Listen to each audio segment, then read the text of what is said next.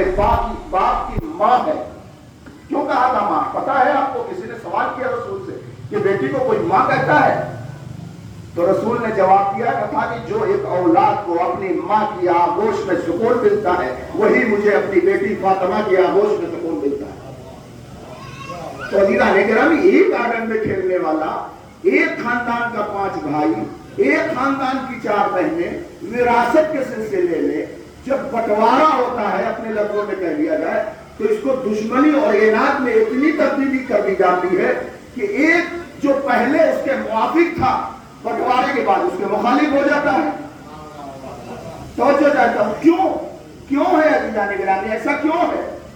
سوچنا پڑے گا. یہ زمین، جائیداد، وراثت، یہ سب کچھ یہی رہ جانے والی چیزیں ہیں. آپ کے ساتھ وہی جائے گی 4-5 انچ کی جگہ، 2-3 میٹر کی جگہ. اور عراق وغیرہ میں ہے تو لحد بنائی جاتی ہے، قبروں کے اندر بھی لحد، اس کے اندر دفن کیا جاتا ہے جس کے اندر مردہ ہل بھی نہیں سکتا. اس کے لیے ہم اپنی وہ طاقت، وہ محبت، وہ خون، وہ جذبہ جو ہماری رگوں میں تھا اس سب کو بلا دیا.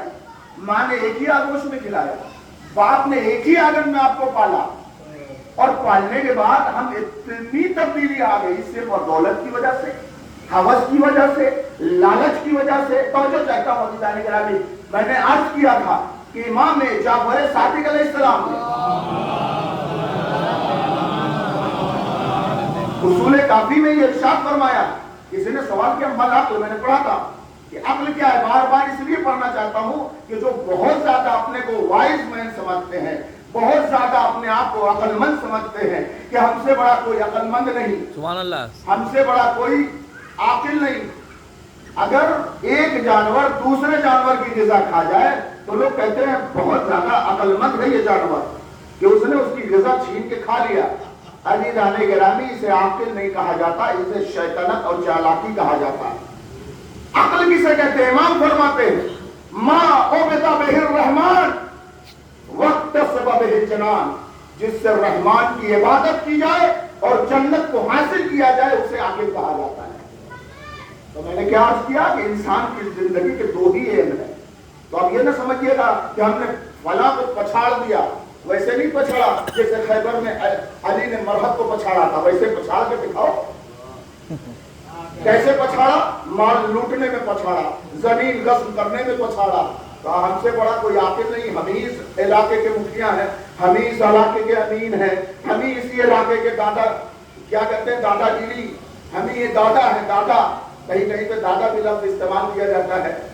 تو عزیزان گرامی، یہ دادا گیری، یہ جو ہڑپنا، یہ جو اوپر جانا اور اپنے آپ کو عاقل کہتے ہیں، اسے عاقل نہیں کہا جاتا. تو امام کہہ رہے ہیں عاقل اسے کہا جاتا ہے جس کے ذریعے سے رحمان کی عبادت کی جائے اور جنت کو حاصل کیا جائے. اب عبادت سے مراد آپ سنتے رہتے ہیں صرف نماز روزہ نہیں ہے، حقوق انسانیت بھی ہے. اور حقوق اللہ اور حقوق العباد میں یہی فرق ہے کہ اللہ اپنے حق کو معاف کر سکتا ہے، لیکن وہ بندہ جو حقوق العباد کو قصد کرتا ہے اللہ بھی اس وقت تک معاف نہیں کر سکتا جب تک کہ وہ بندہ معاف نہ کرتے. ایک سوال پہ محمد والے محمد وآل محمد. یہی فرق ہے دینا نگران انسان کی زندگی کے 2 آئے. بس زیادہ وقت ہو رہا ہے، میرے پاس گھڑی نہیں ہے، نماز کا وقت ہونے والا ہے اور مسجد تک جانے میں تقریباً 20 منٹ لگ جاتا ہے. ایک سلوات پڑھے محمد والے. اللہم صلی اللہ. مجلس کے لیے ٹائم ہے، اس کے بعد تبرک ہے، زیارت ہے، لوگوں کی مصروفیات ہے، وضو ہے، ان تمام چیزوں کو مد نظر رکھا جاتا ہے. اور ہمارے امام صاحب جب تک یہاں ہے تو جماعت یہاں بھی ہو سکتی ہے، کوئی مطلب نہیں. ایک سلوات پڑھے محمد والے. انسان کی زندگی کے توجہ چاہتا ہوں ڈاکٹر صاحب 2 ہی ایم ہوتے ہیں. آئیے اب عقیدے کی گفتگو ہو جائے تاکہ مال مجلس ادا ہو جائے. 2 ہی ایم ہوتے ہیں، زندگی میں کامیاب ہو جائے اور آخرت میں اسے معافی مل جائے. جناب آدم کے لیے فَتَلَقَّى آدَمَ رَبُّهُ بِكَلِمَاتٍ، جناب آدم کے لیے قرآن نے کیا کہا کہ آدم کو چند کلمات کے ذریعے سے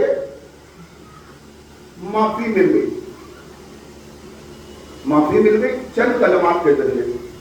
پھر آئیے جناب ابراہیم کے سلسلے میں اِذِ ابْتَلَىٰ إِبْرَاهِيمَ رَبُّهُ بِكَلِمَاتٍ. پوری آیت نہیں پڑھنا کہ جناب ابراہیم کو कामयाबी मिल गई चंद कलम